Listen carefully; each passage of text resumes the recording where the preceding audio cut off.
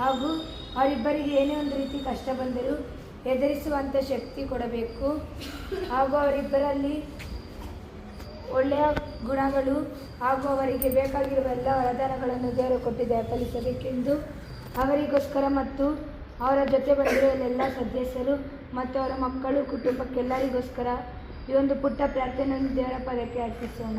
ಸರ್ವದೈವ ನಮ್ಮ ತಂದೆ, ನಿಮ್ಮ ನಾಮಕ್ಕೆ ಪೂಜಿತವಾಗಲಿ.